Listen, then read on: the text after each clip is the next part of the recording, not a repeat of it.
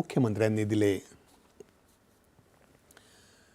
राज्यात सुरू असलेलं उमेद अभियान कधीही बंद होणार नाही, या संदर्भात जी अफवा पसरवली जात आहे त्याबाबत निश्चितपणे चौकशी केली जाईल, अशी ग्वाही ग्रामविकास मंत्री जयकुमार गोरे यांनी विधानसभेत या संदर्भातील लक्षवेधी सूचनेवर दिली। या अभियानाच्या अंतर्गत 6,53,000 बचत गटांची स्थापना करण्यात आली असून 5,35,000 समूहांना निधी उपलब्ध करून देण्यात आला आहे। या निधीचा आकडा 2,222 कोटी इतका आहे। राज्यात सर्व जिल्ह्यांमध्ये महिलांसाठी हक्काची बाजारपेठ उपलब्ध होण्यासाठी उमेद मॉल उभारण्यात येतील।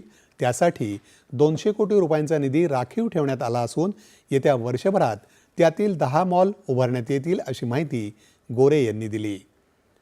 राज्यात जिल्हा परिषदेच्या शाळांमध्ये शिक्षकांच्या 15,158 इतक्या जागा रिक्त असून त्यासाठीची पदभरती प्रक्रिया लवकरच राबवली जाईल।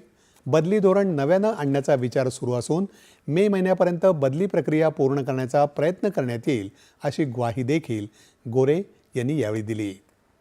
मुंबईतील काही विशिष्ट भागांमध्ये मोठे नाले, कांदळवन आणि शासकीय जमिनीवर मोठ्या प्रमाणात भराव टाकून त्या जागी मोठमोठ्या झोपडपट्ट्या उभारून त्यात बांगलादेशी आणि इतर परदेशी नागरिकांची भरती केली जात असल्याचं निदर्शनास आल्याचं, त्याचं तातडीनं निष्कासन केलं जाईल आणि जबाबदार अधिकाऱ्यांवर कारवाई करण्यात येईल, असं आश्वासन प्रभारी मंत्री उदय सामंत यांनी आज विधानसभेत दिलं। पुणे महानगरपालिका हद्दीत लोहगावसह इतर गावांचा विकास आराखड्यात समावेश केल्यामुळे तिथल्या शेतकऱ्यांवर होणाऱ्या अन्यायाची दखल घेतली जाईल, अशी ग्वाही सामंत यांनी दिली। या घरांवरती अनावश्यक आरक्षणं दाखवली जात आहेत, याशिवाय रस्त्यांची रुंदी देखील अवास्तव मोठी केली जात आहे, अशा पद्धतीच्या आरोपांचं निराकरण करण्यासाठी या संदर्भातील सुनावण्या घेऊन या तक्रारी दूर केल्या जातील, असं ते म्हणाले।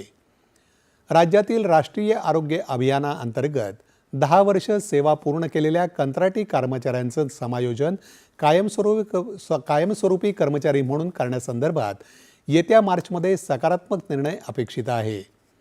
यासाठी कालबद्ध कार्यक्रम आखण्यात येत असल्याची माहिती सार्वजनिक आरोग्य खात्याचे मंत्री प्रकाश आंबेडकर यांनी विधानसभेत दिली।